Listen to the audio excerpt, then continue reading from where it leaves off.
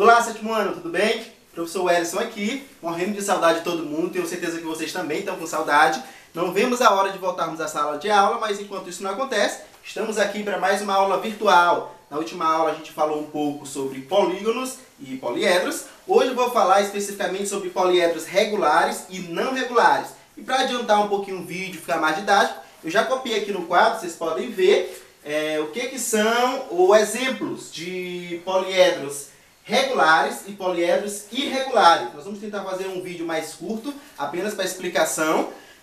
Eu não vou passar atividade dessa vez, mas aí na próxima semana a gente volta com as atividades, beleza? Então vamos lá. Poliedros, como eu já falei na última aula, são uma espécie de polígonos de figuras geométricas em 3 dimensões. A grande diferença é essa, entre poliedros e polígonos. Os poliedros são em 3 dimensões, os famosos 3D, as figuras em 3D, e os polígonos são as figuras em 2 dimensões. Sabe quando você vai para o cinema e tem a impressão de que as coisas estão saindo da tela? Pois é, aquilo é 3D, 3 dimensões. Você consegue ter uma noção de profundidade, por exemplo, aquilo que você não consegue ver numa imagem em 2 dimensões. Por exemplo, nós temos aqui uma pirâmide. Essa pirâmide ela é um poliedro, ou seja, uma figura em 3 dimensões. Você consegue ver aqui por esses pontinhos, tem uma noção de profundidade. Não é só um triângulo. A figura que seria referente à pirâmide em 2 dimensões seria um triângulo, certo? Então, triângulo seria mais ou menos isso aqui, ó. Triângulo, figura geométrica super famosa, né? 3 lados, 3 ângulos. E a gente vai perceber o quê? Que aqui a gente tem a noção de altura, de largura, mas não tem a noção de profundidade. Até onde para o fundo que vai esse triângulo? Eu não sei. Por que eu não sei? Porque é um polígono. Ele é feito apenas de 2 dimensões, para você ter a noção da altura e a noção da largura. Nesse caso aqui é um poliedro. O poliedro você tem noção também, além da largura e da altura, você tem uma noção de profundidade, certo? É como se essa figura estivesse saindo do quadro ou estivesse entrando na parede, algo mais ou menos dessa forma. Só que a gente observa que nós temos 2 figuras aqui que eu classifiquei como regulares. Nós temos também aqui 2 figuras, ou melhor, uma figura que eu classifiquei como irregulares. Nós temos aqui 2 figuras que eu classifiquei como regulares. Uma seria uma pirâmide, mas nós podemos chamar isso aqui de tetraedro. Por que, professor? Tetraedro. Tetra é um prefixo que significa 4. E edro tem a ver com faces. Ou seja, eu tenho um triângulo, 2 triângulos, 3 triângulos e outro triângulo aqui embaixo. São 4 triângulos que formam essa figura em 3 dimensões, certo? Então esse prefixo aqui, tetra, como eu já falei para vocês, significa 4. E esse edro são faces. Beleza, essa outra figura aqui é o que, gente? É um octaedro. Octaedro.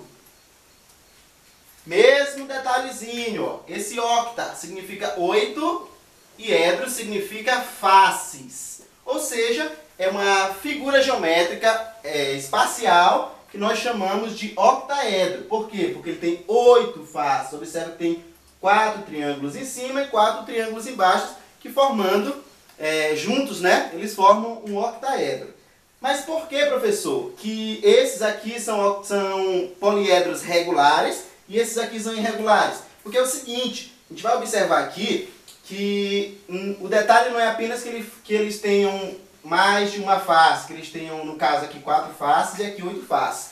Quer dizer que eles são regulares apenas quando todas essas faces forem iguais. É claro que aqui é apenas um desenho, mas se você fosse medir na prática o tamanho desse triângulo em relação à largura e altura, o triângulo desse, o triângulo desse, o triângulo desse, em relação à área, todas as áreas desse triângulo seriam iguais. Por exemplo, se esse triângulo tivesse 2 metros quadrados de área, esse outro também tinha que ter, o lado de trás também teria que ter, o de baixo também teria que ter. A mesma coisa aqui no octaedro. Se um desses triângulos aqui tiver 5 metros quadrados, todos os triângulos têm que ter também. Por quê? Porque se todas as faces de um poliedro tiverem a mesma área, isso quer dizer que aquele poliedro é um poliedro regular. Justamente por isso. Recapitulando, o que caracteriza um poliedro regular? Um poliedro cujo todas as faces dele possuem áreas exatamente iguais, certo? Só que também existem aqueles poliedros que nós chamamos de irregulares, que é justamente o contrário. toda vez que eu tenho uma figura geométrica espacial, um poliedro que não tem as suas medidas iguais, eu chamo aquele poliedro de irregular. Nós temos aqui, ó, uma figura geométrica que ele tem um pentágono aqui embaixo, tem um pentágonozinho aqui em cima, e aqui do lado nós temos uns trapézios. Observe que a gente tem 1, 2, 3, 4, 5 trapézios. Nós temos 2 pentágonos. Só pelo nome a gente já sabe que tem áreas diferentes, mas pelo desenho você também percebe que esse pentágono aqui é muito grande, a área dele é muito grande, a área desse pentágono aqui é muito pequena, a desses trapézios aqui até que são parecidas, mas são diferentes dessas outras duas. Ou seja, se pelo menos uma área de uma figura, de uma face desse poliedro não for igual às outras, a gente percebe aqui que a do trapézio é uma, a do polígono é outra, a do polígono maior é outra. Se todas elas são diferentes, eu digo que eles são poliedros irregulares. Recapitulando, qual a diferença entre o poliedro regular, aqui à minha direita, e um poliedro irregular à minha esquerda? Poliedro regular são aqueles poliedros que todas as faces deles têm a mesma área, são exatamente iguais, beleza? Agora aqui, professor, é justamente o contrário. Muito simples de entender. O que vai acontecer? Você vai ver se as faces, se os lados deles são iguais. Se não forem iguais, são irregulares. Pronto, não precisa fazer conta, não precisa fazer nada. Observa a figura. Se os lados ou faces são iguais, poliedro regular. Se as faces forem diferentes, poliedros irregulares. Beleza? Espero que tenha sido bem objetivo o vídeo. Um grande abraço a vocês, nós estamos com saudade. Aproveitem e estudem bastante esse fim de semana. Na semana que vem nós voltaremos com um vídeo e com uma atividade. Grande abraço, bom fim de semana a todos. Fiquem com Deus. Tchau, tchau.